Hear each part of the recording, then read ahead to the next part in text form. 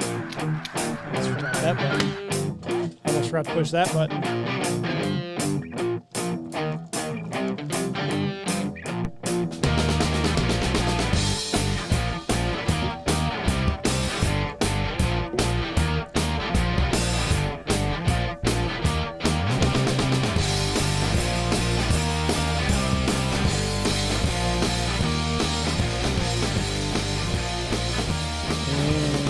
Three, two, one. We're up, Jesse Carroll. Hi, honey. Hi. Move this a little bit closer to you. Okay. The people will freak out on you Okay. if they can't hear you. We made it through another year. Yes, sir, we did. How's that make you feel? Good. I was counting it down. Why? You know why? It's tough on the women of the group. Or me. Because it's a tough hunting season because I wasn't killing birds or what? No. Oh, that had nothing to do with it. No, so my not at all. well-being was not in your how you were thinking. You were thinking selfishly. No. You say it was a tough year. I mean, I thought it was a decent. I've seen What tougher. do you mean? I feel like I've seen tougher. As far as birds? Yeah. Oh. Yeah. I mean, y'all had to work harder, but you always came out with something. There were some days not so much. It was cupboard was a little bare. Well, I mean, just like the cranes at the end, if there were no geese. No, that is true. You came out with the crane. I just mean, y'all, I think that's a part that some people don't always see is that, I mean, it's hunting. So you're with Mother Nature and what God gives you. And if there's no geese and the people booked the hunt a year ago, y'all are good to come up with something else. Like this year, crane. And I think for the most part, the clients are good to just be happy killing something. Our clients were awesome this year. Yeah. Yeah, and another thing I said, and I very much believe this, is I really think America was ready to come to a place like the Lodge, where we're running things like normal people. People are ready to get out of the house and be normal again. I know, I'm tired of being cooped up. We didn't do a vacation last year. Well, we did Great Wolf Lodge. Yeah, and I thought we thought we had COVID then. No, I guess we didn't. Well, and now that we've had COVID, I don't think we had that at the Great Wolf Lodge, but we came home pretty sick. Definitely not.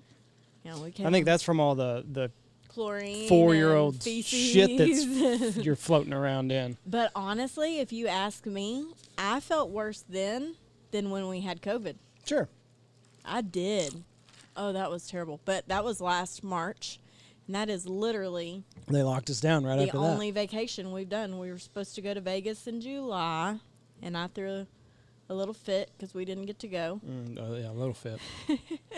And looking back, I wish we would have. Really? Yeah. I had a Yeah, but girl, you can't it was say that because unexpected. it was the day that we were leaving, and nobody knew what it was going to be. Yeah, It- exactly. Looking back, had we gone, it would have probably been okay. But when you're in the moment and you're having to make these split-second decisions, and they're telling you that you're going to have to wear a mask everywhere that you go, And you're worried everything's going to be shut down, or Right. you're going to be waiting in lines for hours to try to get in. hindsight being what it is, yeah, we could have gone. But still, We didn't know making what we the were decision getting into. spur of the moment, I think we made the right decision. Well, my biggest problem is we do have 2 small kids, and so it's an act of Congress to go anywhere or to leave our kids, and it was like, we don't want to spend the time, the money, the babysitters, the whole hassle of it, and have no clue if we're even going to enjoy it. Right. But now we're going skiing in a couple weeks, so that'll be good. We're getting out of the house. Finally. We were talking about that, just how much everybody's over COVID. I mean, it's just the teachers are over it, the students are over it, businesses are over it. I mean, and now it sounds like they're going to pass another stimulus bill, 1.9 trillion or something crazy like that. And I don't even know. I haven't looked at all the details, but Zach was telling me that today. But People are over it. Tired of wearing a mask. It's a constant fight at the school, from what I've heard, between the high school kids. They said, elementary's not wearing masks. Junior high is somewhat compliant because you can bluff junior high kids. That's why I went to school to be a junior high teacher. You can get your bluff in on them. But high school kids, they got nothing to lose, especially seniors. Yeah. Fuck off. It's got to be over your nose the whole time. Well, and they probably get It's just a constant fight. They're like, hey, if you're not doing it, then if none of us are doing it, they can't. Right, wow. Yeah, I mean, it's just a... But I think a lot of the high school kids have had it already. And we're a small school, so if one kid gets it, it's going to run through everything. But well, honestly, now where you're in it, I mean, almost, I'm going to say a huge majority of people I know in Knox City have had it. Already had it. Yeah. But it is just caused so many problems that we can't even think about. Yeah. So us losing out on a vacation, seems a little selfish of you, Jessy. A little selfish of you. Well, but we are going skiing this here pretty soon, so that'll be good. It'll be nice to get back up there. Hopefully, Red River's opening up some stuff. well, I'd seen they opened up the restaurants 25%, but that also opens you up to a whole nother, okay, what's it going to be like? Mm-hmm. Are you going to be, if you do want to go inside and eat, are you going to be waiting for hours to get a seat? I don't know. We'll figure it out. It'll just be nice to get out of Knox City. Oh, yes, for just sure. like Jeff. Jeff just leaves. Mm-hmm. That's why he's signing up for the COVID vaccination. Oh, if that gets me to go to St. Lucia. Oh, you sheep. I'm doing it. But I saw that they're saying now it's two more years with the masks, regardless of if you have the COVID vaccination or not. Well, I'm part of, okay, so we're going to St. Lucia. You know this, but the listeners, they probably know we're going to St. Lucia, but we had a bomb dropped on us that, did you already go through all this? Mm. Okay. So we've known to go out of the country, you have to get tested to go into St. Lucia, which is fine, but now you have to get tested to get back into the United States. Mm-hmm. That's what gets us, because we cannot be stuck in St. Lucia for 2 more weeks away from our kids. I can't be stuck anywhere for 2 more weeks because we're going around our anniversary, which is in October. Yeah. So I can't go that time of year. It is. I've got to go there. I've got to do what I'm set to do, and I got to get back on the day. I got no wiggle room there because goose season opens up. So, anyways, I told our travel agent, and I said, hey, maybe keep Hawaii on your back burner just in case, because obviously, since that's in the United States, we don't have to get tested to get, back in because we're already there. But anyways, I'm part of a travel group with Hawaii, and everybody's saying, if we get the COVID vaccine, do we still have to wear the masks? Do we still have to get tested? And according to Fauci, I think Hawaii's even making you. It's weird. From what I've read, it seems like they're making you do like a quarantine when you get there. In Hawaii? Mm-hmm. Really? I haven't seen that. Like that. That's the way it is in Canada right now. Or that's what they're proposing, I think. There was people posting some loopholes. Mm-hmm. But it sounded like when you go to Hawaii, you have to quarantine for only 3 days, which I don't understand that. Did you see that plane that fell apart in Denver? No. Going to Hawaii? No. So they were going, I can't remember where they were taking off from, but I think they were going to Hawaii.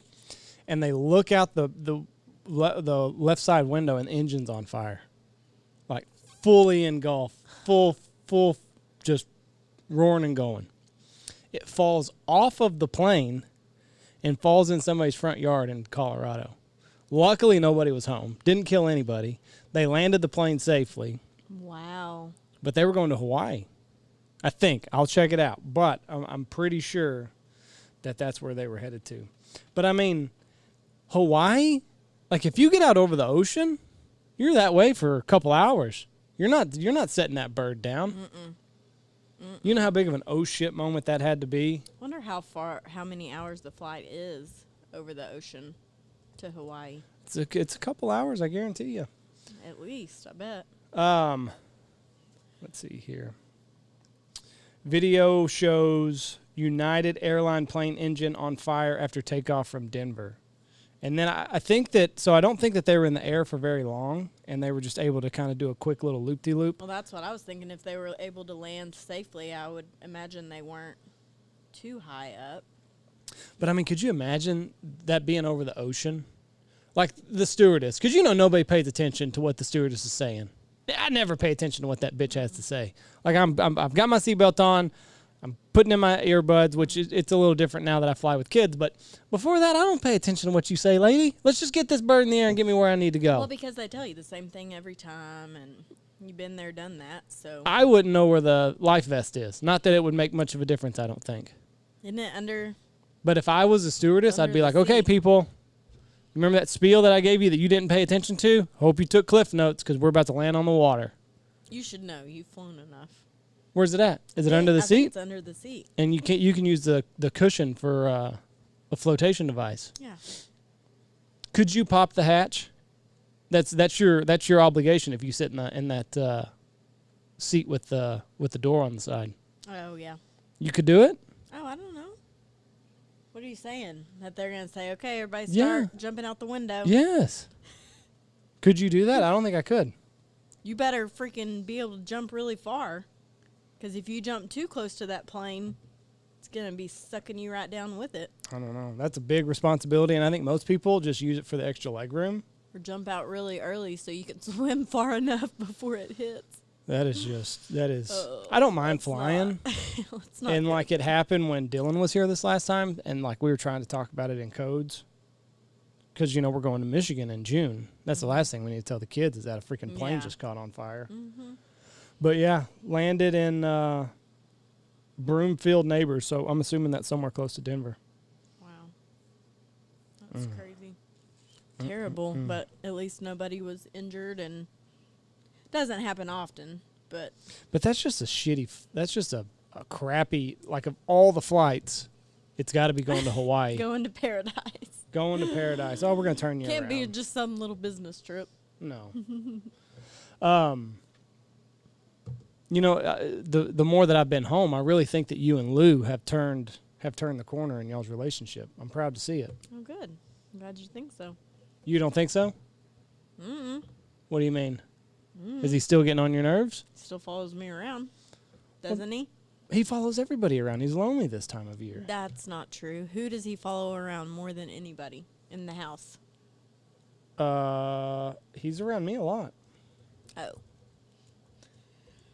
He's been fun. I'm trying to look up how long planes are over. 3 hours. 3 hours. I want to... How... Okay. 3 hours over water. I would have guessed longer than that because I think the flight's like 9 or 10 hours from California. Don't get me lying. It says it's 2,400 miles from San Francisco. I might be stretching it. I looked one time and I just remember thinking it was a long flight. But I think to St. Lucia, I think our flight's like 9 hours. Don't get me lying. Better than 18 to Bora Bora. Yeah. I worry about Lou this time of year though, because he seems a little sad. I think he follows you around as a coping mechanism. I think he follows you around as a coping mechanism. The mother that he lost years ago. Oh, okay. You don't think so? I don't know. I think you need to go throw bumpers with him more. Well, then that I do. The weather's been shitty. We've Yeah. been snowed in. He liked it when we went out there in the snow. His feet got cold. Well, yeah. You can't take frostbite too seriously. It's been nice since Sunday. Yesterday was windy, a little bit cold. 75 here today. Back to just living the dream. Yeah. Down in Texas. That's what Shelby posted a picture of Landon yesterday, and she was playing outside wearing her diaper, and I said, we go from 0 degrees to babies playing outside naked. That's Texas for you. That is. You hadn't seen our new president anywhere talking about the disaster in Texas. Haven't seen him at all, period. He's sleeping in the basement. Sleepy Joe. Haven't seen him, period. But at least they got rid of the picture on the Aunt Jemima syrup. Yeah, we noticed that today. I didn't know that. You were supposed to keep that last bottle with her picture on there, and then just shuffle it in there. Did all our the time. last one have her picture on there? I don't know. I don't use syrup. I don't either. I'm not a pancake person. Nope. If it weren't for kids, we wouldn't have it in the house. Nope. So That's why we ran out. Why? Because of the kids? Because we don't use it, so we didn't know. Do you think Reese enjoys hunting, or do you think he just enjoys the snacks? Snacks. That's it? Mm-hmm. You don't think he's there for any other reason? No, I don't know. I know he likes the snacks. He loves the snacks. Yeah. I hope he enjoys it. I'm sure he does. But he does like his snacks. Like that. If he's going hunting, we got to stop at the gas station to get his snacks. It's not as much the snacks, but getting away from the mom to the dad who lets him have whatever he wants. It's a little bit of that, too. Yes, It's not whatever he wants. I limit him to like 2 things. I do. You can have 2 things out there. And it's before breakfast. And He has breakfast out here. No, lunch. I always tell him he can't have candy before lunch, so. Yeah, but hunting is a treat. It's not something that he does every day, so. We also had hot chocolate when it snowed so hard before lunch. You just got to understand that this is a treat for him. He gets to go out, and it's a special thing. Mm-hmm. So why would I be a stickler about, no, you can't have that? No comment? It's y'all's thing. Yeah, no, y'all can do what y'all want. Damn right. Just saying that's why Dad gets to be the favorite. Well, you can take him anywhere you want and give him sweets if you wanted to. When am I going to do that? Take him doing something shopping. Take him clothes shopping and give him a sucker. Yeah. He likes to look good. I'm going to take my child shopping, whatever. He'd hate that. Yeah. I'd hate it. I don't like to go shopping either. With him or period? Period. Not my thing. That's why you got Stitch Fix. That's why Yeah. the companies like that are just exploding. Yeah. Told Andy, which, like I said, I've got 2 kids. When I go shopping, we live in the middle of nowhere. So when you go shopping, chances are 100% your kids are with you. And I can't shop with my kids. Mm-mm. So I've lost my style in the last 6 years. You're just a mom. I'm just a mom. That's all I am. I wonder, see, there's going to come a time when Jameson and Reese are hunting together with me, and I wonder how that's going to be. Jeff said the other day, he said, "Man, I have a whole new respect thinking back to when my dad used to take us hunting." He said, watching Andy wrestle Lou and then wrestle with Reese. He said, "Whew." Yeah, because Reese can't just, like, No. it's got to, He's 6. and he moves so slow. I love him to death, but he moves slow. And things out there have to happen at a pace. Yes. And he just, I love him to death, but Well, he's 6. He can't comprehend. we need a little bit of urgency with that boy. Mm-hmm. And he does not comprehend that. Like, he doesn't comprehend. I would love for him to be able to pick up every bird that we shoot. But we're on a time crunch here. Yeah. Like, I Needs got to to be go done out there quickly. and get it and get back. Well, then you need to start, okay, we're going to have a race. I'm going to time you. Go out there and get that He bird. gets tired. We've done all that shit before. He gets tired. I end up carrying him. That's why Kate got that picture of me carrying him back. Then tell him, okay, or you mean to go get a bird? Or Yeah. to get back? Okay, then just tell him, okay, if you're tired, let Lou go get it. He doesn't realize he's tired until he's on the way back. He's 6. Of course. Exactly. But he goes out there full bore. And on one of the last crane hunts, I felt bad because it was a lot of stickers out there, and he tripped, and he didn't cry. That's another thing. He doesn't cry when he's around Dad. When he's around Mom, he might shed some tears. He fell right in the middle of a sticker patch. I mean, hands just full of them, knees full of them. And didn't shed a tear. Because I told him he was assing around, and he's going to end up falling. And then he did, and then he was embarrassed. And then, bam, he did. He probably in his head was thinking, oh, crap. My dad said that was gonna happen. But he did, just as soon as I said it. But I don't know why you say that about Mom. I don't baby him. If he hurts himself, I usually just let him figure it out. Unless it's something big, I do too. You grab him. I grab Jameson. And then the thing with the water on the last day of the season. Told him. And Jeff was not my friend on here. I told him, you're gonna fall. Don't get in the water. You're gonna fall. He just had to get in the water. Can I get in the water? Can I just get that decoy? Jeff's like, oh, his boots up to his ankles are waterproof. He can get it. I'm like, Jeff, he's gonna get stuck in the mud. He's gonna try to go backwards and he's gonna fall. Suck him up and then. And then what happened? He gets stuck in the mud. He gets a decoy. He tries to step out, and he falls in the water, just like I said. Just like I saw it happening. And then he starts crying. That's the part I hate as being a parent because, like... You tell him? If I saw him doing that, I'd want to say, oh, don't do that. And then I'm like, when I was a kid, I used to play in the mud and just let him be a kid. But then the other part of you is like, oh, he's going to fall and he's going to get wet and he's going to cry. Now, luckily, it was towards the end of the hunt, but it was a cold morning that day. Yeah. So then he's crying because he's cold. And I'm like, well, you're here, buddy. We warned you that this was going to happen. It happened. Now deal with it. Yep. So I am glad that,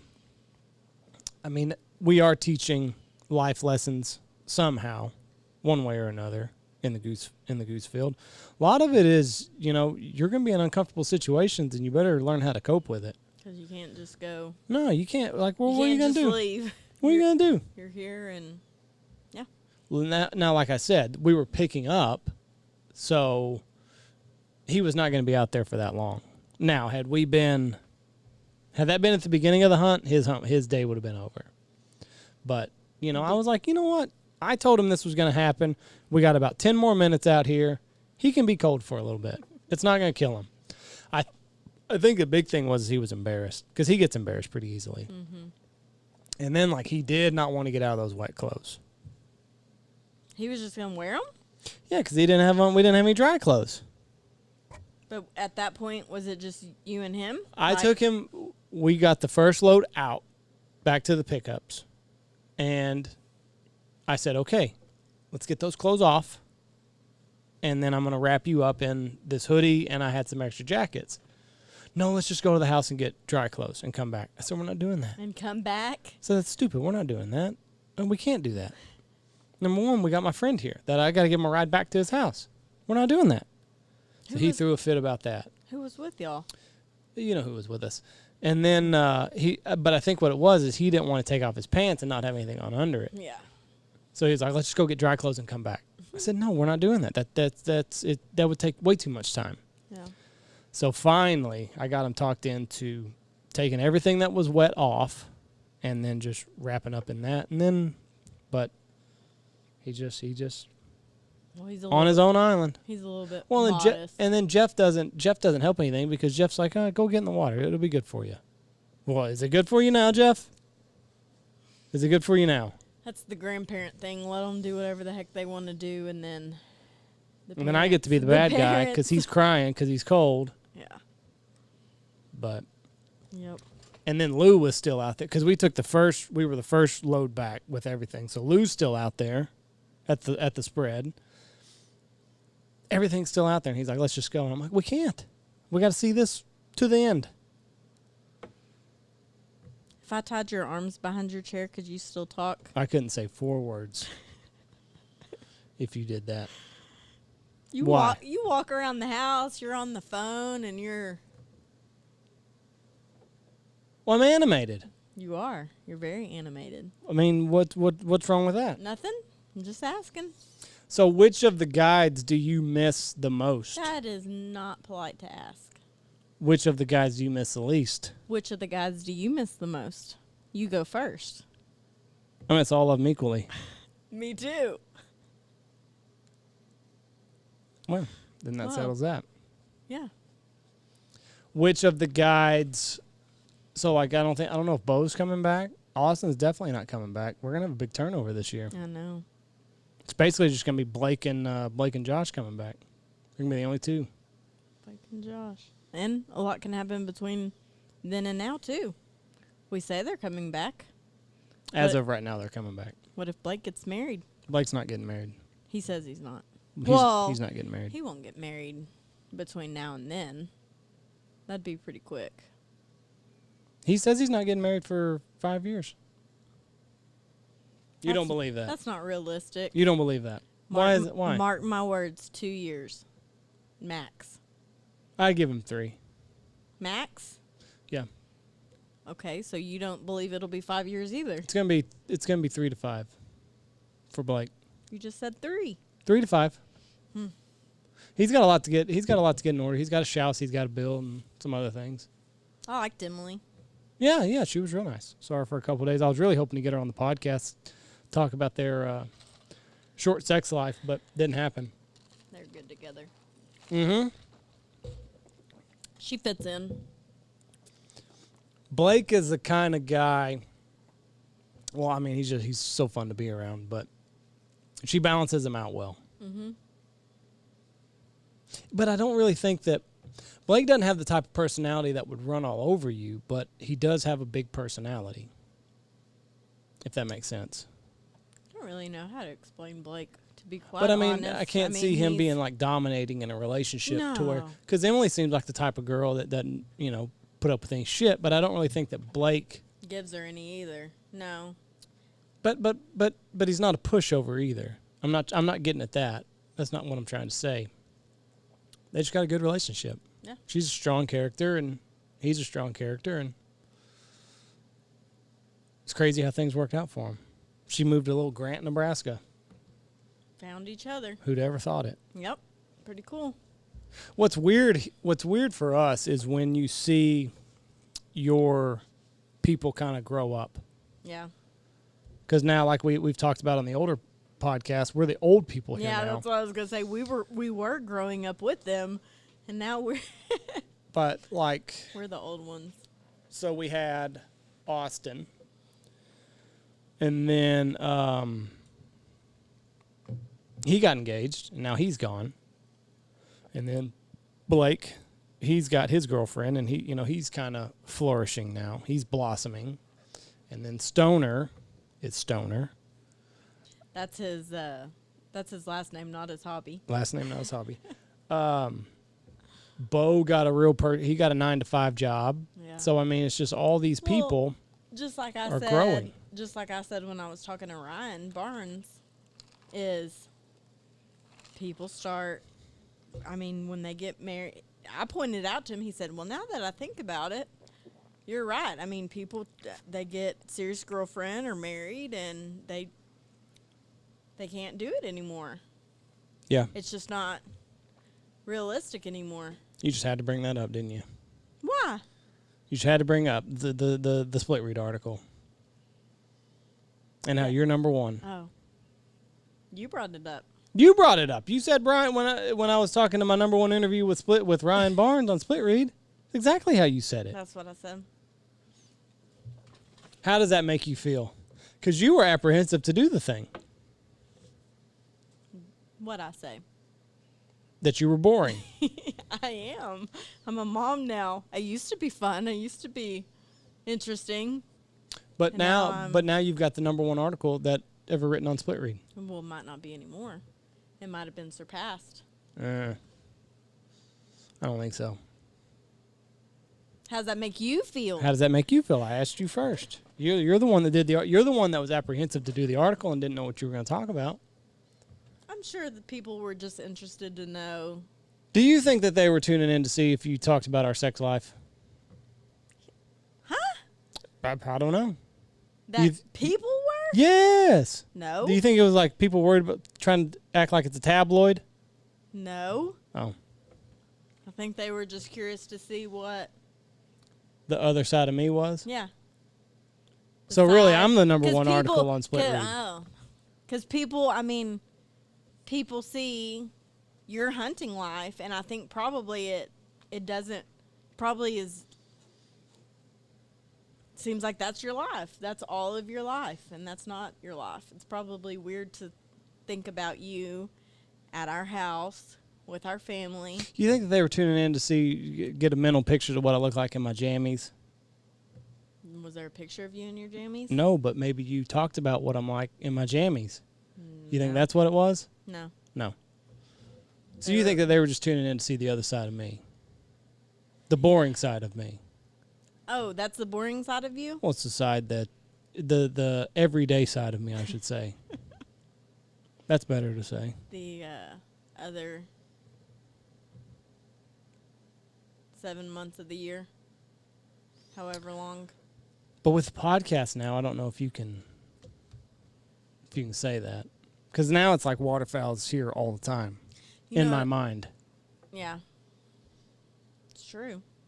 I was when we were talking earlier about the guides, I was thinking, you saying who do I miss or who do I, for me, everything's different now than what it used to be, because when I had no kids, we were just dating or married, I can remember coming out here and fixing y'all hot chocolate to have after y'all hunted at lunch, and sitting around. Brian would come in and me and him would just visit, and so I had a closer relationship with them back then because I wasn't chasing my kids around. So you're saying you can't accurately...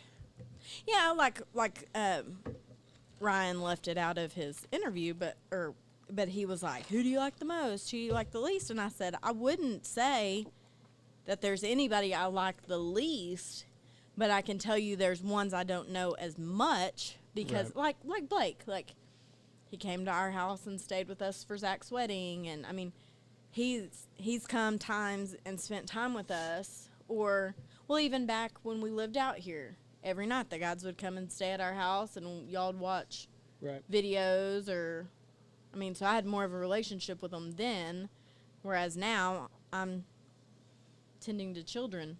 So you're saying that you can't accurately assess who you would miss the most just because you don't really know this crop of guides as well? Well, I would say out of all of them that I'm the closest with would be Blake. Well, yeah. Has he been here the longest? Yep. Because he came and then Josh came the next year? I don't know if it was the next year. Might have been 2 years. So, yeah. Because those are the ones. No. It was longer than that because this is Josh's second year here. That's last year was his first year here. Oh. And then this was Blake's 5th year. Okay. Well, so, I'm closest with Blake, for sure. Mm-hmm. That's accurate to say, obviously. Yeah. I don't know. It's just weird getting new crop of kids in here. What did you think of Mikey? I liked him. Felt sorry for him. Why? Because y'all are like little mean girls. What? How were we mean to him? You pick on the poor kid. We didn't pick on him. We were getting him ready for life. Mm. See, that's where we get screwed up in this day and age. Well, you see it as picking on him. I see it as we're giving him the tools to flourish later on in life. What, to change what he's doing now so he's not in this predicament later? Yes, change everything that you're doing right now. Mikey had a lot of good qualities. Yeah, I liked Mikey a lot. He was funny. I enjoyed it. Yeah. But sometimes some of the things he would say, I think he was wanting some attention. You think so? Yeah, because he thought he was funny. Like what? Well, then he didn't realize. Some of the vulgar stuff that like he what? thought was funny, like the freaking biscuit thing. Soggy biscuit? Yeah, and then y'all turn it into a whole, you turn it into a whole nother level. I don't even remember how that came up. No telling.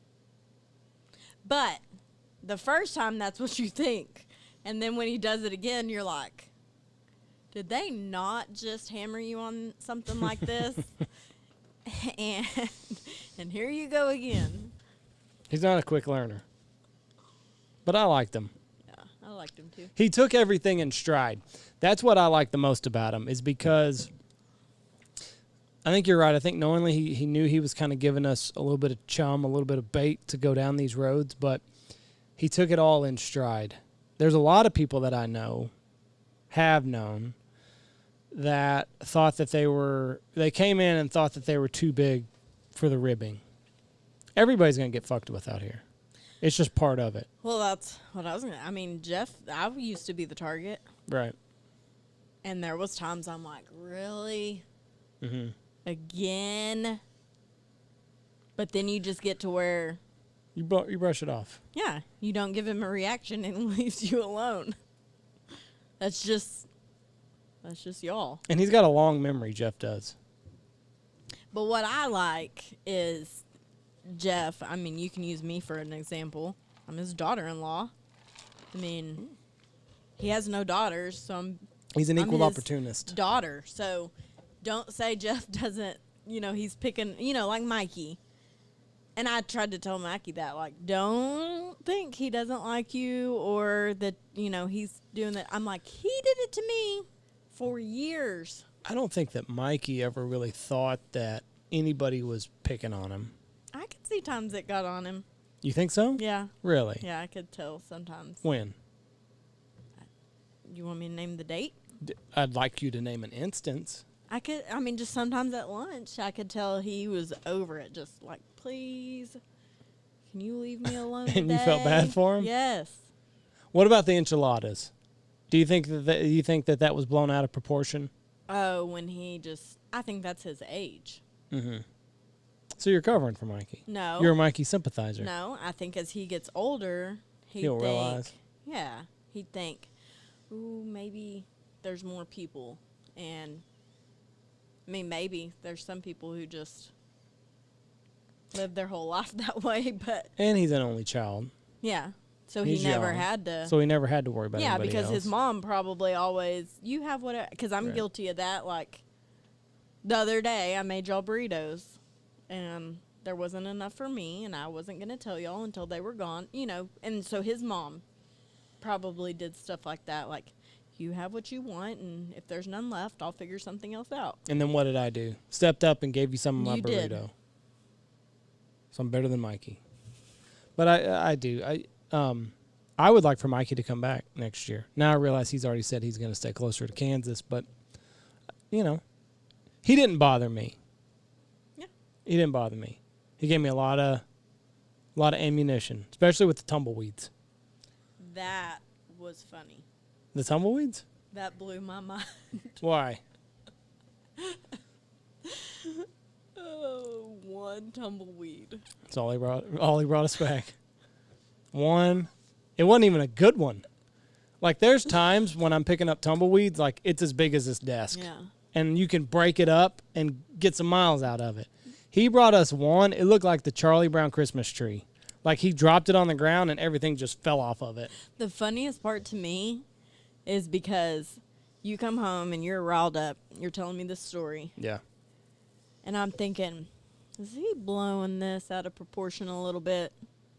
That's your first reaction? Not, oh, my poor husband? Because I'm thinking, really? Who would do that? Who? So I'm thinking. So you're thinking I'm a liar. No. I'm thinking, is it like you're mad? And he I'm brought you exaggerating. to, yeah, that is just in the moment, it's being exaggerated a little bit.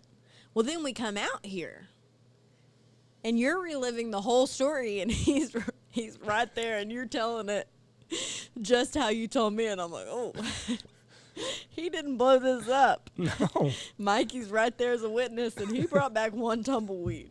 Because I'm thinking, how can you think one tumbleweed is okay? That was funny. It's funny now, and I knew I was going to get miles out of it whenever it happened, but still at the same time, it's like, he wasn't even supposed to be back. He'd gone to that wedding. Yeah. And he even said, I wish I would have just stayed. He should have, because his stock wouldn't have gone down. Yeah. Like, you weren't supposed to be back. You weren't supposed to hunt. Like, stay woke there, up- then come back and commit. Because, if he wouldn't have been there, you would have figured it out. Yeah. Like, there would have been other arrangements. Right. But don't come back, screw me over for... Tell me that you're good to go. And then not. Like, if you're, okay, even that, let's say you come back, and let's say you wake up for breakfast, and you realize that You're not firing you're all hungover, cylinders. or you've got a concussion, or whatever. Stay here. That's better than bringing me back one tumbleweed. Yeah, but Jeff can get a little bit. He might have been mad too. No, he wouldn't have. You don't think he would have been mad? Not at all. Well, that's a different scenario, just because he Because he hadn't wasn't planned supposed to on be it. here Right, anyway. right. But in a normal instance, I mean, Oh, yeah. if No. Yeah, If- that would have if- been a big deal. If he's depending on Yeah. you, if you were know, already supposed to work. if you know that you're hunting and you go and get fucked up, which Yeah, that's totally another deal anyway. Yeah. I've been hungover before, but I performed. Yep. So, but yeah, had he gotten drunk here and knew he had a group the next day, it would have been a come to Jesus meeting. Probably would have been packing his bags, but I do. I would welcome Mikey back. The times that it was just me and him on hunts, he was past the tumbleweed. He was pleasurable to be around.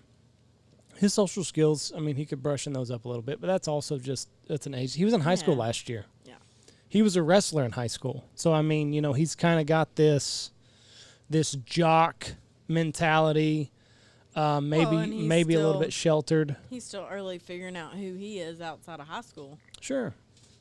But, I mean, he's a little rough with the clients sometimes. Really? Yeah, yeah. Like how?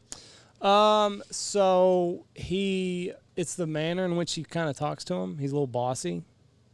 He doesn't realize that there are groups that you can be a little bit more firm with, but there's also groups that you kind of like, you need to bring up what you want to have done as like a suggestion to where they think they thought of it themselves. And you just got to kind of feel those groups out. Or there's a way to get your point across, but be but fun about it also. But like a lot of, and I'm not picking on Mikey, but a lot of young guys that, might not have, because let's face it, as the years go on, kids are lacking social skills. Yeah. So I think it's just an age deal more than anything with Mikey, but people that don't have necessarily the best social skills, they just kind of bark out this order. And now you're giving them a position of authority, and you're kind of come across a little barky, a little bossy, and that's kind of how Mikey rubbed a couple people. I know we were on a hunt, and we crane hunted in the rain, and cranes don't. If you crane hunt in the rain, probably gonna be pretty shitty. Mm-hmm. It was shitty. We couldn't drive in, so we had to walk everything in. We didn't shoot anything. And Mikey, something got rolled up wrong or something with the blinds, and he gave an order. And the guy looked at him and said, "Are your hands broken?" So, whereas he could say, "Would you help me?" Or right. Could you do this while I'm taking care of that? Right. Yeah. Instead of, "Hey, roll that up," it's, "Would you mind rolling that up right quick while I go do this?" Take care of this. Right. Yeah. Right. But now, if you're just standing around and you're like, "Hey, dance, monkey," then that guy had every right to say. Right. So it's little things like that. He'll figure it all out. And not even saying with Mikey, but I think sometimes because this is, obviously, a men thing, sometimes it gets to be a pissing match. Like, because I've seen guys come in, they're young, they don't know much, and then at the end of the season, I'm like, they're getting a little bit of a big head. Mm-hmm. They're yeah. They're, I mean, and sometimes even to you or Jeff, I'm like, whoa. They're acting like they know more or they know better when I'm like. It's just the nature of the beast. Yeah. I mean, that's all it is. And especially, like, if you get a young kid in here that might not have a whole lot of experience, or we'll scratch that. Let's just say you get a young kid in here, and he kind of goes through the first couple of weeks here, and first couple of weeks, most of the time these youngsters are teamed up with myself or Josh or Blake. Somebody who has the experience and knows the And land. then as the season draws on, they kind of branch out on their own. Mm-hmm. Okay. So when they start having success on their own, that part gets a little tricky to navigate. And I was guilty of it. I mean, you know, there was a period in my career where, I mean, my shit didn't stink. It didn't matter where you stuck me. And it's a good and a bad thing. It didn't matter where you stuck me. I was going to kill birds. I was going to come back here. If I had the fucking third pick or the fourth pick and I shot more than the first pick did, you were going to hear about it. Puffing your chest. You were going to hear about it. But the other part is you're old enough now that you've seen the other side and you're like, I'm doing the same thing now as I was doing then. Right. Now I know what I didn't know then was that you could stick a trained monkey out there, stick out a couple decoys, and half-ass have him proficient on a call, and that trained monkey's going to kill birds. Why? Just because if it's going to happen, it's going to happen. Now, there are certain things that you can change here and there, but if you're on the X and you're on the number one spot, you're supposed to kill a bunch of birds. But not always. But not all, but you're supposed to. So don't come back here acting like it was some big accomplishment. That's what you were out there for. There's been birds in there for 2 or 3 days. You were supposed to put a beating on them. Mm-hmm. So don't come here telling me how you're the next coming of Christ in the waterfowl world when that's what you were supposed to do. Now, if you go to the 4th spot and you put a beating on them, you might have done something. Yeah, you can be pretty proud. You can be pretty proud of that. And, you know, it's just, but now as I have matured, I've realized, and it could be a self-confidence thing, but if I have a good hunt, in my mind, I was supposed to have a good hunt. If I have a bad hunt, I did something wrong. That's what you think now? Yep. Yeah. So if I have a good hunt and I beat them down, I walk back to the truck and I think, yeah, but it wasn't that hard. I was supposed to. So you take bad hunts as learning opportunities. I take bad hunts as I fucked something up. I didn't do what I was supposed to do here. And then I take, which is not probably the best way of looking at it, because I think that I do need to have a little bit of a pat on the back every once in a while. But I don't get it. Like I said, if I have a good hunt, we're supposed to. But if I have a bad hunt, then that's kind of where I do a little bit of digging and try to think about what I could have done differently, and a lot of times it's something easy, but I get it. You know, this is a male-driven sport. Egos get inflated, and then when these young grasshoppers start to spread their wings and they have a little bit of success, it's just natural. So you shouldn't take it personally when you see it, because it's just natural progression. I don't, but I think sometimes when you're kind of the guide's boss, Jeff and Tony are the boss. Sometimes I'm like, whoa. And they get shitty with Jeff at the guides meeting. Yeah. Sometimes I'm like, whoa, take it back another level. I'm like, yes, you are included in most of the stuff, but at the same time, you haven't been around these areas they for have 25 years. They have the final say. Yeah. Well, and just there's, as well as I do, there's more to it than sometimes anybody else sees. Mm-hmm. There's more that goes into it. There's a big picture. Yeah. Throughout the whole season.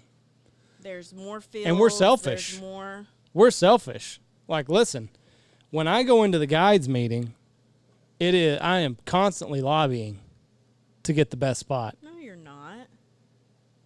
I'm lobbying. No, you're not. I am lobbying. I am a lobbying bastard in there. Maybe we should double up my group and Blake's group, because Blake's going over here and then I've got to go over there. Maybe I think it would be better to combine the groups. I'm lobbying. I've seen times where you've said, I had the good field yesterday. You can take the good one today. I do that. No, exactly. But, like, trust me. If I get a group and I'm like, listen, I'll close the door when everybody's out of there and be like, Jeff, this is the kind of group out here that we need to get on a good hunt. Mm-hmm. Well, listen, you're supposed to be the head guide. Josh has a good field. Let's put us two together. You're supposed to be the head guide, so you're not supposed to think about you. Oh, I think about me. You're supposed to think of the big picture. Nope. So what not you're happening. saying is, when you get to run this place, I should really run this place. Well, and that's another thing is when that time comes, I will step away from guiding as much. I'm only going to go on the good days. Oh. I'm going to be like Jeff. If you see me out there, we're going to beat him down. That's when you think Jeff goes? Fuck yes. Have you ever seen Jeff on a bad hunt? Yeah. When? The last one. No, listen, we only shot a couple birds that day, but we had opportunities. So why'd you only shoot a couple? Bad shooting. Who was the bad shooting? Jeff Stanfield. Oh, did you hear that, Jeff? He was. He didn't have his new prescription. He can't see as well. He's getting old. He's not a very good shot anymore. I was tending to Reese and Lou, so I didn't get to shoot my expert marksmanship. Reese shot one of the early birds. So, yeah, it was. But most of the time, and all the chips were in play for that to be a really good hunt. How many did y'all shoot? I can't even remember. I think just 2. No, we shot more. I think we shot 3. How much did we miss? That's the question you should be asking. Because we had 2 land early, and then, the whole shit show there. But Jeff will go if the pieces are in place that looks like we're going to have a good hunt. Now, if it looks like it's going to be a tough hunt, Jeff's sleeping in. So that's how I'm going to be. Well, before grandkids, did he ever he didn't go on hunts, did he? No, and that's what's so weird. So when Jeff says, like, I remember my dad whenever I see Andy and Reese, I didn't hunt a lot with Jeff as a kid. Really? No. I hunted with Tony. My first hunt was with Tony. My second hunt was with Tony. And then after that, so I was, what year would that have been? Him and my mom got married in 97. So my first hunt was probably in 96, January of 97. So I was 9 or 10. Yeah, it was all. So once I went with Tony, the first couple of times, he would just stick me with groups, stick me with other guides.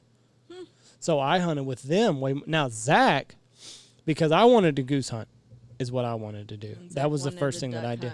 Jeff, it was more realistic for him, and the way that he does things, he can duck hunt for an hour. You're only throwing out a handful of decoys. Yeah. You're in and out. Smaller scale. So him and Zach would duck hunt a lot more, which is why Zach's early passion was duck hunting more than goose hunting. But that was my first outing, was a goose hunt, and that's what I wanted to do. I wanted nothing to do with duck hunting. I was telling somebody the other day how you claim you don't love deer hunting, and I say that's because of how you were raised. You didn't deer hunt. I don't like it. I've deer hunted before, and I don't like it. But you haven't done it very much either. I've done it enough to know that I don't like it. But why? It's boring. It's boring. I mean, I can see that in comparison to bird hunting, because deer, you know, these big avid deer hunters, they stalk it and they stalk it and they stalk it and they stalk it, and they come home and no deer and no deer and no deer and no deer, and you want the perfect deer. Bam, you shoot one. Well, you can only shoot one. Yeah. That's it. Unless you're going to shoot some doe, what's fun in that? Yeah. But same with turkey. So why do you like turkey? Because it's interactive. I'm calling back and forth. I'm convincing. Well, I'm reversing Mother Nature. So in nature, the hens go to the gobblers. So I'm turning Mother Nature on her head of what she's supposed to do. And I'm saying, listen, you're coming to Daddy. And when I'm done toying with you, I'm going to shoot you in your face. So, but deer, people use the antlers and stuff to get the deer to come. But I mean, that's kind of what nature intended. It's boring. It's boring. I've never had now. Have I had success with rattling? I might have gone down a different avenue, but the way that I've always deer hunted was you sit in a blind, you look at a feeder, the deer come in, and you shoot. The deer do or don't come in, and you shoot it. That's it. Yep.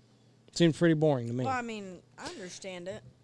And that's how I turkey hunted. That's why I didn't like turkey hunting at first, was because we're going to sit at this feeder, turkey are or they're not going to come in, and then we're going to go have breakfast. I was a terrible turkey guide at first. Horrible. The worst. Sorry to those. Oh, those I feel guys. so bad. If I could reach out to those people, I didn't know shit.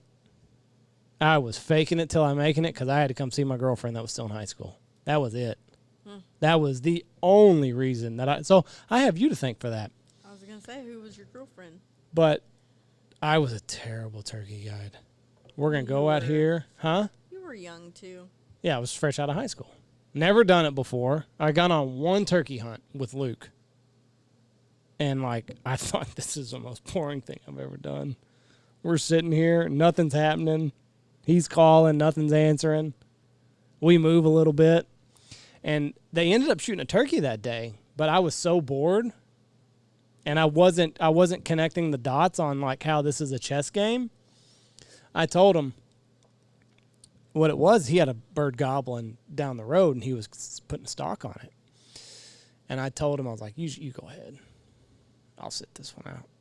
And I like sat back at the first sit spot that we went to, and like you hear the guns go off, and they shot two birds. Two guys shot two birds. And they're hooting and hollering. I'm like, thank God we can go back out of here. We're done. We're done. We can get out of here. But and now you love it. Oh, I'm excited, especially with like the weather getting warmer. One you missed last year, basically. I mean, because of COVID, yeah. Because we canceled our April hunts, but we still had hunts in May, so I didn't get to go out because I didn't want to. You shoot all the birds and you're done. Yeah. But this year we went. I know I went times. with y'all once, and then I think you took Reese. But that the place that we went to is not the prime location. Yeah, it was like there's birds here. If we get one, great, but we're not going to hunt our prime spot. That's another thing is, I mean, people going to take up for my husband a little bit. They give you a hard time for not being a good shot. Right. But you're the guide. You don't shoot. Mm-hmm. You know, your job is to let the customers shoot. So. Right. And because like family of ours, well, like my family, they'll say, "Oh, did Andy get a lot of geese?" And I'm like, "Well, did Andy get a turkey, or did Andy do this or that?" And I'm like, "Well, he doesn't. It's his job. He doesn't get to hunt and shoot and." He's taking everybody else out for those opportunities. Yeah. Being a hunting guide, it sounds great on paper, and a lot of guys, think that you're hunting. Yeah. But you're not. You're doing the hard part. Yeah. The easy part's pulling the trigger. Anybody can pull the trigger. Yeah. That's why, really, like, to me, the worst part about turkey hunting is when you shoot it. It's over. You did all of that. You got that bird to do everything that you wanted him to do. And then it kind of ends anticlimactically. You shoot this bird, and it's like, well, fuck. I probably could have called him in again. I'm serious. You kind of. I could have just strung him along. I could have let him go and come back out here tomorrow. But kind of the way it ends is. Yeah, like if he does it right, you're kind of left thinking, shit.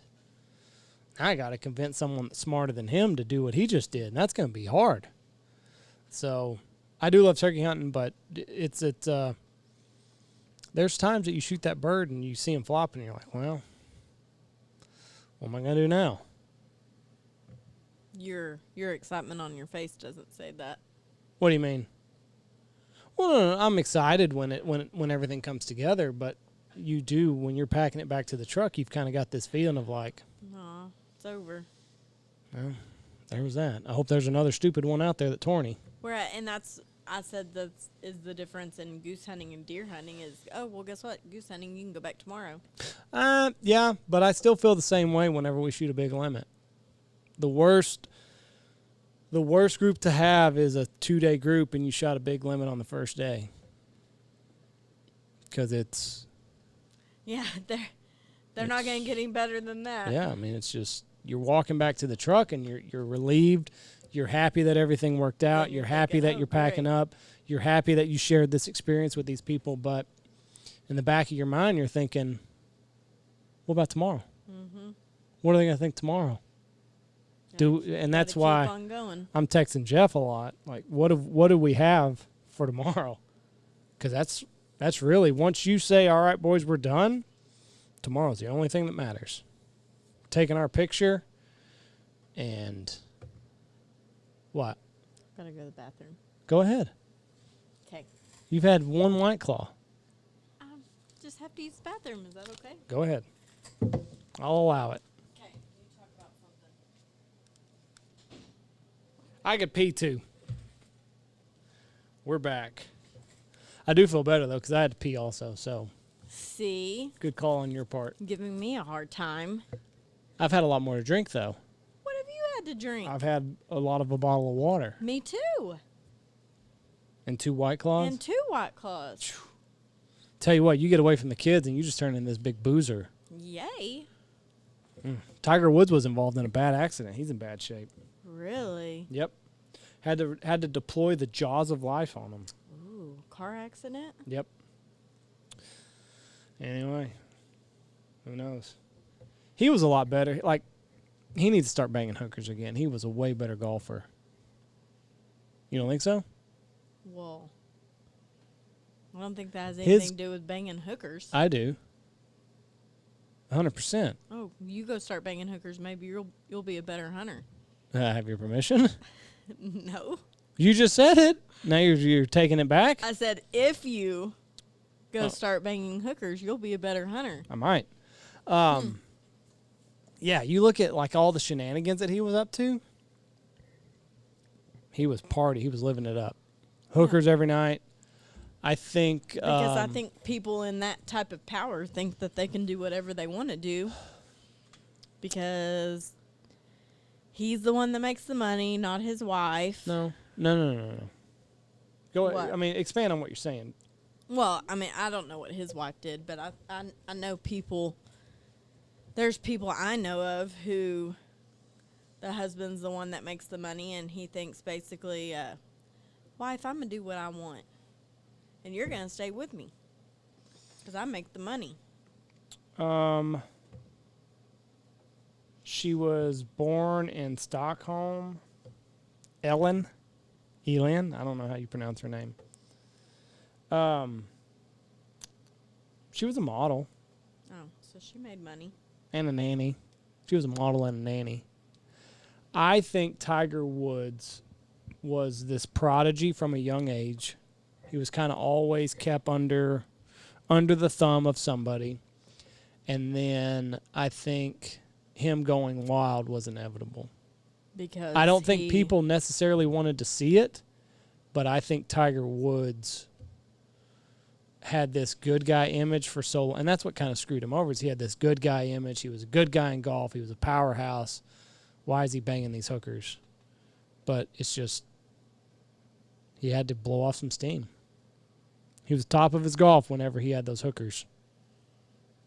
I don't watch golf, so I know nothing about him. He's dominant.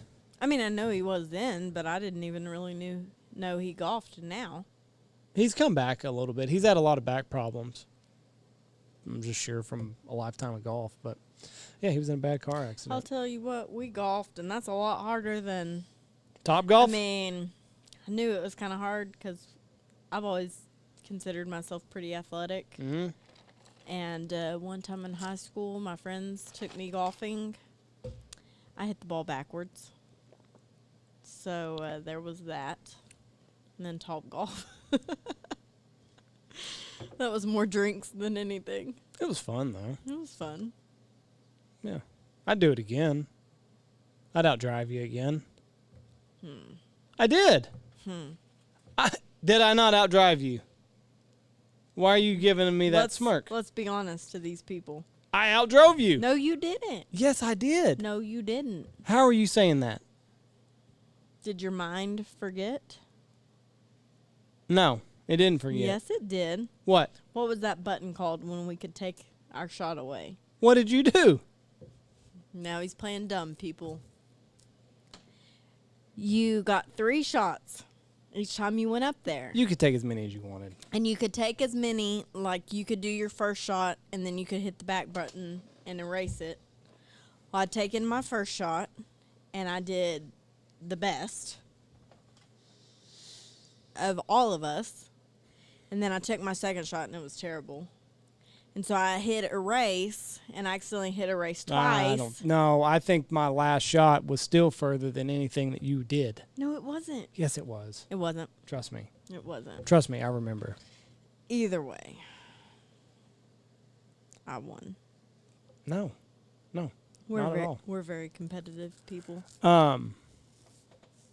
But Tiger Woods he kind of had to have his Britney moment, if you will. Yeah. And I think that's what it was. Being famous is not what it's cracked up to be. Well, at all. Depends on how much money you're making. Money doesn't buy everything. You just feel bad for Britney. Yeah, I feel bad for her, but I mean, we've talked about this before. Everyone who's famous, they get divorced and have affairs and have all these nannies to take care of their kids. And would you not like a nanny every once in a while? Maybe every once in a while, but I don't want a nanny. No. I would like somebody to watch our kids occasionally so we can go on a date. That would be nice. I would love somebody to clean my house. See there you go. But to have somebody who solely raises my kids, that's what's wrong with the world. But how? That's not what's wrong with the world. That's what's wrong with the 1%. The 1% of the 1% is who has these nannies to raise these kids. You think if I wasn't raising our kids, they would be just fine?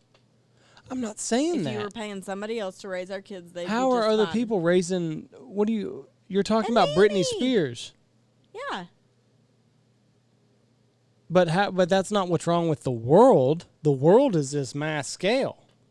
The Britney Spears cases of nanny taking care of kid is a small picture, small piece of the puzzle. I don't get what you're getting at. I'm getting at Britney Spears is and her type are the 1% of the 1% of the 1%. So if she has somebody raising her kids, that's not the norm. That is not what's wrong with the world. That's what's wrong with a certain part of the world. Well, in one way. Because it's the same situation all over. People have jobs. People are too busy. So you're saying that people don't devote enough time to their kids? Yes. Okay. That I'll agree with. Yeah. People are busy. Well, whether money or not's involved, that's what I'm saying. Like in Brittany's case, money's involved. Mm-hmm. I mean, I guess in all cases, money's involved. Well, everybody's chasing that dollar, so... it's not just that. People are busy. People have busy lives. It takes a lot to make... Because you make it busy. You have to be busy. Why? Why can't I just... you know what my favorite thing I tell people? People say, how's your job? You been busy? I say, listen. Busy as I want to be. No. Say, I'm busy. Whether it's with my kids or at work, I am always busy. Right. No, I agree, but I mean, it's just people. Our kids are losing. This engine has to keep going. Yeah. And I mean, you throw in. You look at the typical partnership, typical marriage, and it's both people have a job. If you have a hobby outside of your job, I don't know how that's possible. Me either. With kids. No. But it's just, kids have baseball, kids have soccer, kids have ballet, kids have dance, and it's just a lot of wheels in motion in today's world and really, I mean, forever. What have I always told you? In my kingdom, you have to run as fast as you can all the time to stay in the same place. It's the story of America. It's a Red Queen problem. You saw Alice in Wonderland. It's been a long time. In my kingdom, you have to run as fast as you can just to stay in the same place. And that's what it is. People get busy. But we still devote a lot of time to You have our to. children. Sure. Being a parent is that's an all-in job. If you're not all in, your kids are going to come out fucked up. And unfortunately, sometimes people But- aren't all in. Well, I think most people think that they'll do what's best for their kid. What do you mean?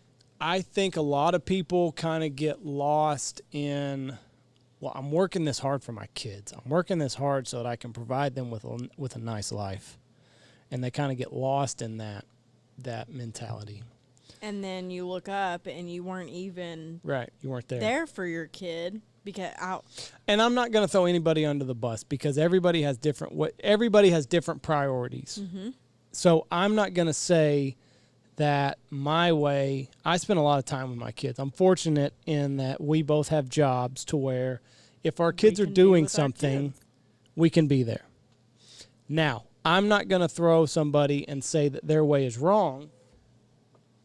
I'm not going to say that the person that is working 80 hours a week because maybe they grew up poor and they know what that's like and they don't want their kids to have to suffer the same fate. I'm not going to say that that's wrong. But at the same time, me and Mom were literally talking yesterday. One thing I think has been... Would you hand me just that pad right there? One thing that I think has been bad for our country is I think don't need a pen. you look back to my mom's generation. Yep. My mom grew up poor. Mm-hmm. And I think that it goes back to they weren't necessarily guilty of it because they didn't baby us and things weren't handed to us. I remember one time I had a wreck and Dad said, I had no money, and he said, well, I'll pay your deductible. Right. But we're keeping a pad, and you're going to work for me for X amount per hour, and you're paying this back until you've worked it off. Mm-hmm. But I think nowadays people say, I want my kid to have better than I had. Mm-hmm. Which in a way is fine, but it's, let me give my kid a brand new Mustang and they didn't have to do anything for it. Right. Or let me give my kid this, or let me give my kid that. And I'm not necessarily saying that's wrong, but there's got to be a balance too. Mm-hmm. Because then you're going to have these spoiled, ungrateful kids. Right. That didn't have to. When you have to work for it, there's just a greater appreciation. Sure. And I think that's where we're going wrong. Is in our world, it's becoming more of a match between, oh well, so and so gave their kids blah blah blah. Let Keeping me up do with the better. Joneses. Yeah, 100%. Yeah. And I think that's screwing everyone up. There has to be a balance, and there's a lot of factors here. Kids the small towns are getting smaller, the big towns are getting bigger. It's harder for a kid in a big city to Get a job. find a job Yep. and kind of get his hands dirty. And just like we said, if they're going to freaking raise minimum wage, it's going to be even harder. Yeah, it's going to be hard. If they raise minimum wage to the $15 an hour, it's going to kill high school kids. It's going to kill the low-status worker. Basically, if they raise it to $15 an hour, it's going to kill the people that the Democrats are saying it's going to help. Because the Democrats are saying minimum wage should be a living wage. It's not going to be. Because if you pay them $15 an hour... They're going to strive for more. Well, no. It's not even that. It's just if you give them $15 an hour, corporations are going to cut these jobs.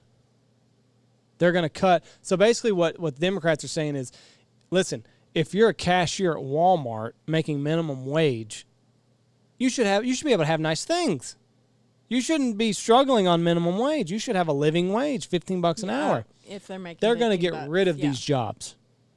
So they're going to get rid of the people that they say that they're trying to help, and it's just going to decimate high school kids getting jobs. Well, I messed up, but that's what I was saying. Like, as minimum wage is now, that's an entry point.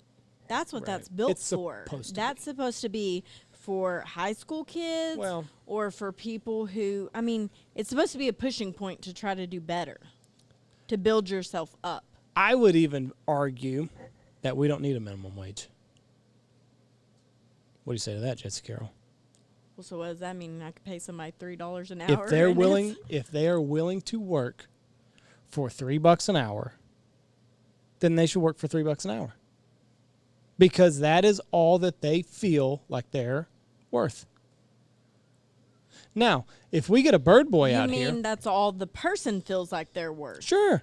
And they should be able to tell you, no, I'm not working for $3 an hour. My skills, I deserve $750.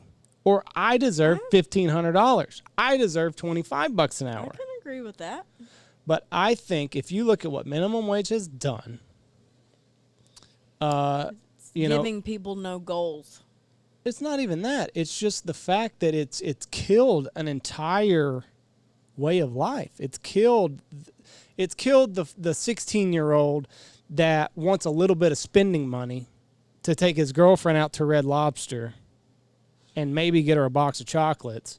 It's killed that part of America because corporations can't hire a bunch of kids. They're not going to hire a bunch of kids for $15. They're going to hire at even at what it is now. They're going to hire an older person who might be retired and just looking for a little bit of spending money on the side because they're going to show up. They're going to show up to work. So you don't see the kids at the you don't see the full service gas stations anymore. That used to be an entry point for a lot of kids. They would work for a little bit of money.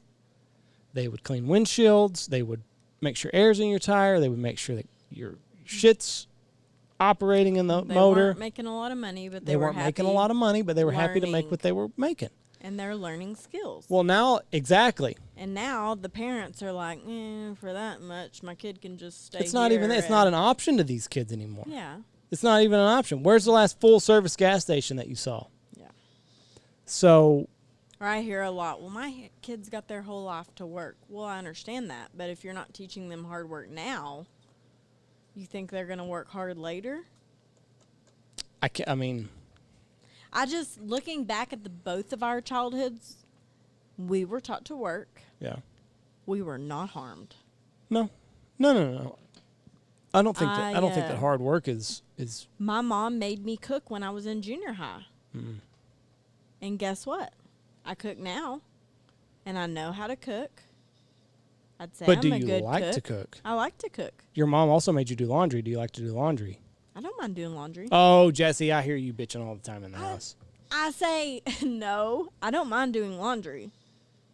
But I bitch because I say, I just did laundry. How's there this much laundry left?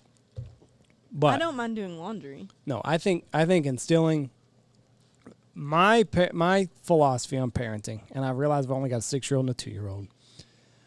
I want to expose them to as much as I can when they've kind of got me to come back to talk to.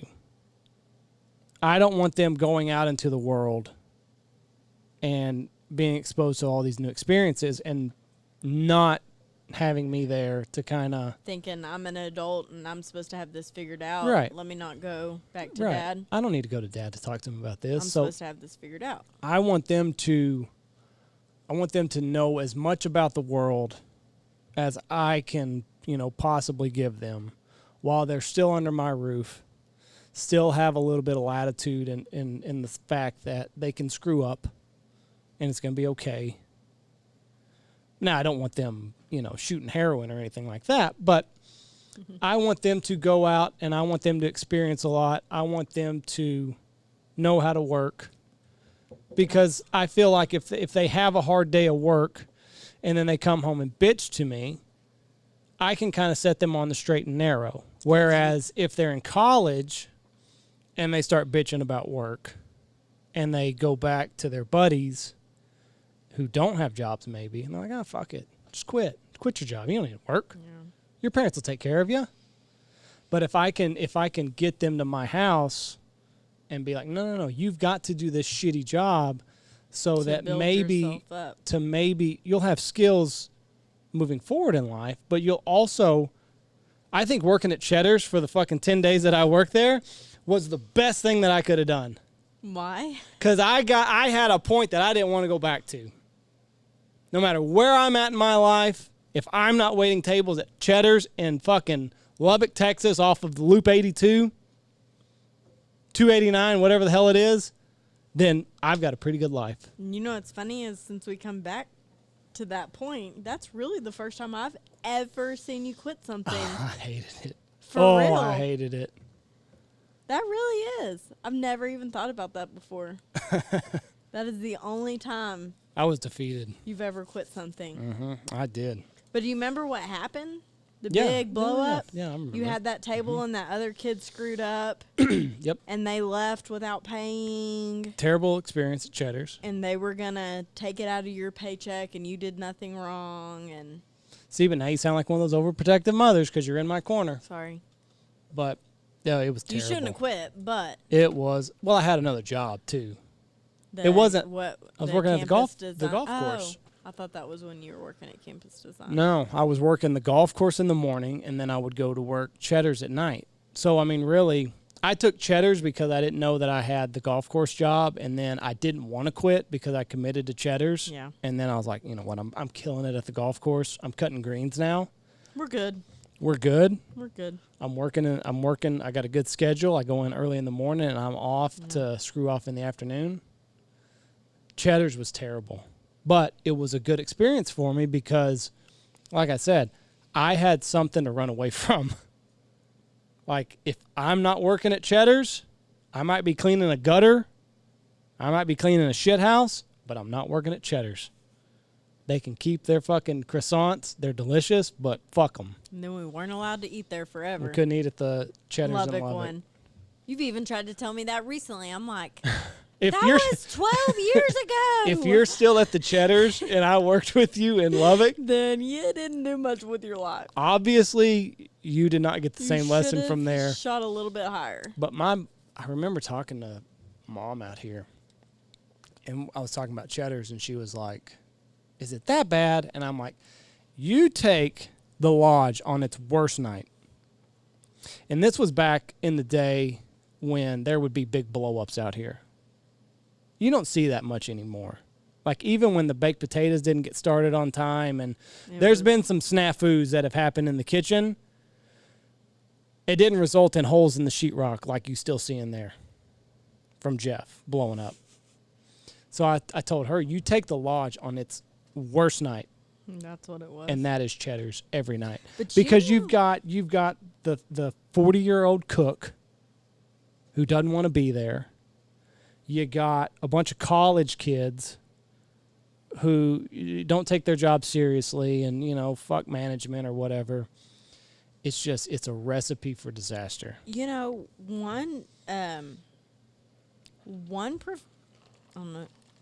One job that doesn't get the credit I guess you don't realize it's as hard as it is waitressing. It's hard.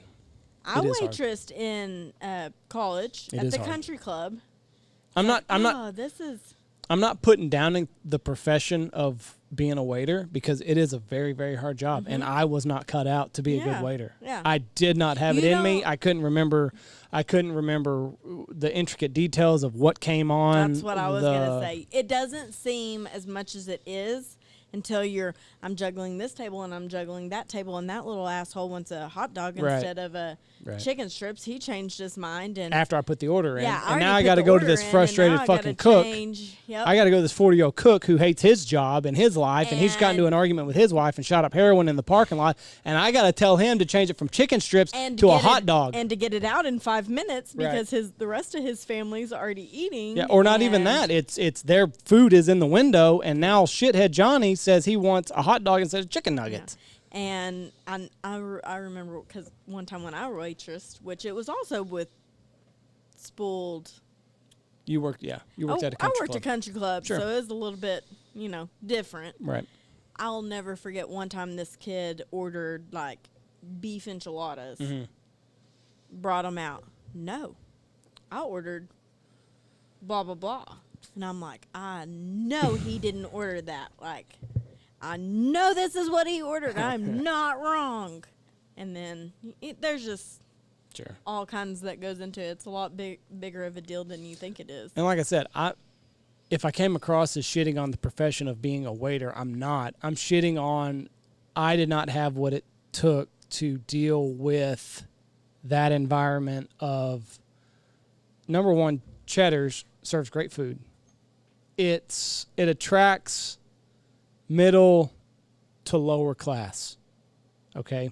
So it was the people that I would see more so than, oh, if you're a waiter, you're a fucking shithead. Because that's not what I'm saying. There's a lot of waiters out there working at high scale restaurants that have their shit together. Cheddar's is not one of those places. So I want to get that clear. I'm not shitting on if you're a waiter at 33 and you're making stuff work. Oh, go ahead and do it. Not at all. I've heard some of the income some of these waitresses and stuff make. Bank. Yeah. Especially like bartenders and stuff at these high scale restaurants. One in town, I was told how much she was making a week, and I was like, dang. Because the owner was letting her be the only one on that shift. Oh, right. So she was getting all the tips, and she was banking. Right. I mean, you can freaking bank for sure. You just do the math on it. And I mean, let's try to think here. If you can get 8 tables in an hour. I was going to say 45 minutes probably. 8 tables, 45 minutes to an hour, and they all leave you $10, $5. Because, I mean, you got to figure if you're working at a place and let's say like a high scale steak restaurant and the ticket's $100, people are going to leave you $15, $20. Well, they can definitely bank. So, I mean, and then you scale it back to like Cheddar's and what it is. If you get 8 tables, you can make. You gotta have your crap. That's what you gotta have your crap together. And I was not that person. Cause remember that time we didn't leave that guy a tip? He did not have his crap together. When we went and bought my car. That was the most terrible experience. Plus, they'd beaten us down at the car dealership. That had nothing to do with it. That guy was terrible. I was broken. We waited an hour because they didn't break us down at the dealership. We didn't even haggle. I was broken down. That kid was terrible. We were there an hour for pizza. He never even came back to ask us if we needed anything. It wasn't even that.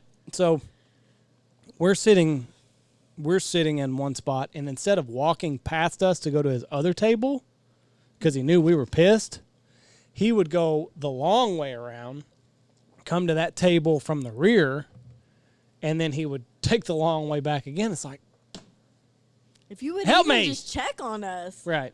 Give our kids a peppermint, something. You got 2 kids. I was broken down because it took forever at the dealership to get your car. Yeah. That's what broke me down. It wasn't the haggling. It was, we're here all day long to get this paperwork done. Buying cars not fun. No matter nothing is when what you have it kids. is, when it is, yeah. Nothing is. And which one threw up on themselves before we Reese. pulled? Reese. It was Reese? Mm-hmm. Yep. What? It was Reese. Right before we pulled in, threw up all over. We had to drive 3 hours to get her new Expedition.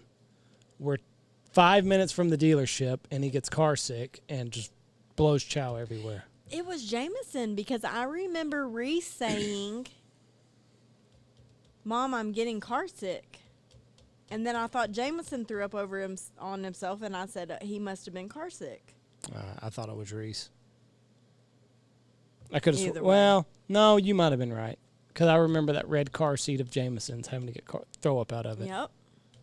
But because I remember thinking, oh, crap, does he have the stomach bug? And then Right. I thought, well, Reese just said that he was getting car sick. So I think Dad was driving a little crazy. Could have been. But, I mean. Yeah, I'll be having my car for a while. I don't want to do that again. Or leave them here. But I think it's good. I think that there's a lot. And I think that parents have gone too far in making sure that everything is gravy for their Perfect. kid. Mm-hmm. A little bit of stress is a good thing. I like to think about my mom and her sisters. They were poor and had not a terrible childhood, but not like these people who are, I want to give my kids everything. I want them just it to be perfect. And guess what? They all turned out great. So having a little bit of struggles in your childhood or in life, it teaches you stuff. Well, like, for instance, I always say how Mom, she's so particular about her house and keeping things clean and stuff. And she told me the other day, it's because she grew up in her family. Her parents worked their butts off to get what they had, and so they kept it nice. And I think that we're getting away from people caring as much and taking care of their stuff and having. Well, you don't know that. I don't. You think that people just, fuck it, let it fall apart? I think people aren't as respectful anymore. Just in general. Just like that group of 18-year-old kids that came out here. Mm-hmm. And, I'm leaving. You asked them to Tone down their language. tone down their. They were the first day they hunted. They were hunting with firefighters, and they were talking real vulgar. And you knew the firefighters could handle it. And the next day they were hunting with other people who couldn't handle it. And you said, "Hey guys, listen, could y'all calm it down a little bit?" Oh, that's disrespectful. We're leaving. They did too. They did. 7 or 8 o'clock that night, they drove their asses back to Dallas. Like, that floored me. Thought we've got some entitled kids in this world. And that's. And the dad stood up for them. Did he? I don't remember Yeah, that. I don't remember that. I'm pretty sure. He paid the bill. Yeah. But this is also something where it's kind of a luxury to be out here. You think, you've paid your money, so you should be able to kind of have free reign to do whatever you want. But you do, but you don't. You also have to realize that there's You are a people guest. that own the place, and you have to be respectful of Sure. the people who are providing you that service. Right. No, I agree. That'd be like going to a hotel and saying, I can do whatever the crap I want to this room because I People paid do. for this. I know people do. People do. And they've got a lot of money and they can. Well, no, I wouldn't even say that. I think it's just I don't have to live here. Somebody else is going to clean up after it.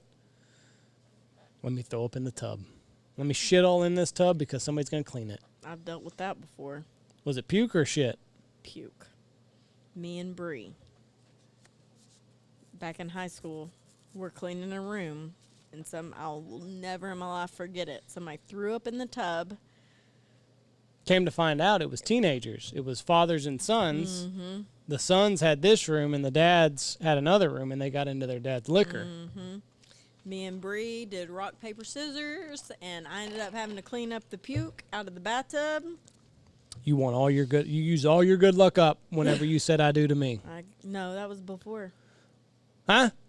That was high school. You were saving up your good luck to say I do to me. I was in high school when that happened. Bree was quite happy. Well, fuck yeah, I would be too. There's a tub full of throw up. Who's going to jump in to save the day on that? I'll never forget that. It is rock, paper, scissors, or we're going to flip a coin to see who does this. Was it dried up chunky? No. It was moist and wet. It was still moist. Oh. It was I think it was stew. Surprisingly, I still eat stew. It's corn. That's what I remember. The corn? Mm-hmm. Ooh. Do you think, like, how do you think that situation, because these bathrooms are not big. The toilet's right there. So do you think he had a buddy that was, like, Maybe. next door throwing up, and he's like, I'm hoping. I've got nowhere else to go, because if I throw up outside, my dad's going to hear me in the next room? Like, these bathrooms are not huge. I'm hoping somebody was throwing up in the toilet. It's toilet, and then, like, arm's length away, Is the bathtub. maybe 2 arms length away, bathtub. I've never thrown up in the bathtub. No. I've thrown up quite a bit. Maybe in a Sonic parking lot. You threw up in a Sonic parking lot? Yeah, after Christmas that one year. Oh, yeah. But not a bathtub. The mother of my children. Mm-hmm. Got screwed up at a Christmas party. Good thing I got that out of my system. Speaking of children, we better start wrapping this up, Jesse Carroll. Gotta go. We got kids to pick up. Yep. And you're hammered. You've had 2.5 White Claws. Woo-hoo-hoo. Slow down. Party. You haven't got to hear the interview that we did with the detective yet, have you? No, but I'm ready to. You're ready to? Yeah, I'm excited. See, but you're not a biased juror. You think Michael Peterson did it? I said that from the beginning. When we first started watching it, I said he did it. Well, Then towards the end, he kind of finagled me a little bit. that could have but been I Hollywood still- too, though. What do you mean? It could have been like the way that they edited it. And I mean, listen, he's out now, so I mean, obviously there was a jury that thought that they couldn't keep him either. I wish I would have talked to the guy Why? because I want to know how he thought he did it. You You said blunt force trauma, but there was no cast off. right. I fucked up and not asking that. Yeah, so because Well- when we watched the first 2 episodes again, because it's different when you watch it after you've watched it all the way through and then watch it over again, and it said that the blood had dried significantly Right. by the time they got there. So I'm like, did he clean up some of the cast off, He alluded to that. or he alluded did he kill to her somewhere else? He alluded to the fact that he said Peterson was smart. It's what I was gonna say. He's a freaking novelist. Right. He writes books. He's smart. Right. So he alluded to the fact that there was probably a cleanup effort afterwards. And, but yeah, I did mess up in not asking why there wasn't a cast-off pattern. Or what, yeah, where they thought. I think he killed her somewhere else or cleaned it No, up. I don't think so. Because there's so much blood on the wall. Like, how are you going to make that look Well, organic? Yeah. He cleaned it up. There was something. Right. Because, looking at her skull, that's... He I said it looked like he said, I looked at, so like in the documentary, it only shows you the top of the head. But like he said, he saw all the autopsy photos, and he said it looks like somebody hatcheted her. It's crazy. But no broken bones. That's Not what's that, and that's crazy. another thing. I don't know. I think he did it because he's smart. Yeah, And I think that's why he did the documentary. Because he was like, yeah, I'm going to show y'all. yeah, but like, how do you beat somebody to death and not fracture their skull? Like, if I'm hell bent on killing you by beating the shit out of you with an object, Probably got lucky. I guess he got lucky. you think so? That is the one question that I wish I would have asked. We had a very good conversation with Charles Soule, but I do wish that I would have at least got his take on it. Like, what do you think happened here? How did he do it without fracturing her skull? I think he did Fucked it up, Jesse. because Fucked up. watching it over after watching it all the way through, I mean, he's just so adamant, like, this is what I was doing. This is where I was. This is exactly how, like, he was so, Right. he remembered every single thing down to the detail. Yeah, because he's trying to get himself out of this. So, I don't know. All right, Jesse, I appreciate you coming out here, filling in for Jeff. He's off gallivanting around the nation, not taking care of his obligations here. and I'm just a little bitty Jessy You're Shaver. just a little bit of Jessy Shaver with the #1 article on Split Read. If you have not checked that out yet, it is up on Split Read right now, so you can go to their articles. They did a beautiful expose on my lovely wife right here on what it's like to live with me, which probably isn't all that fun. So We appreciate everybody coming out here. We got a big week of shows next week. What fucking week is this? Hold on a second before I promise that, because we're scheduling shows so far out. And I have to say that I really enjoyed Ryan. Me and him, he's a really Barnes? nice. Yeah. He's a good guy. We had a really good talk, and even after my interview, me and him just talked about life and really enjoyed How did him. you know the interview was over? Did he say this is all that I need, and then you kept talking? Well, This is how reporters get these people. They're like, okay, thanks a lot for this, and they say they turn off the tape recorder, and then they get into like, yeah, my husband has a micro penis, and then that's all that you see in the article. I thought he was going to try to get me because he said, "Who's your favorite?" Yeah. And who's your least favorite? But did he say that, hey, this is off the record? And I said, that's what I was going to say. He said, oh, I'm not. No, you're not doing that to me. And he said, it's off the record. I'm not going to use this. Tell me. And then we just kind of went on. We knew it was over with. We just chit-chatted. Good. Had a really good time. He did a really good job. He did. Are you happy with how the article turned out? Oh, yeah. Yeah. Is there anything that you wish he would have included that he didn't? No? I don't think so. Good. Yeah, Ryan's a good kid. He's a good he's got a hell of a thing going there at Split Reed. Yep. He really pays attention to the details whenever he talks to people. So yep. I was shocked because I said I was boring, and then reading it back, I was like, oh, I felt a little bit not so boring. You're surrounded by not boring people, Jesse. He did a good job. You're surrounded by not boring people. Mm-hmm. That's all that you need to concern yourself with. Yep. But yeah, I was looking at the calendar. So we do have a big week of shows next week. We have the guys from Pacific. They're going to be on. They've got some new stuff coming out with their turkey line. Also, I'll talk out of school here. They're redoing the 206. I had the pleasure of running that yesterday. It is a screamer. So that's going to launch this summer, they told me.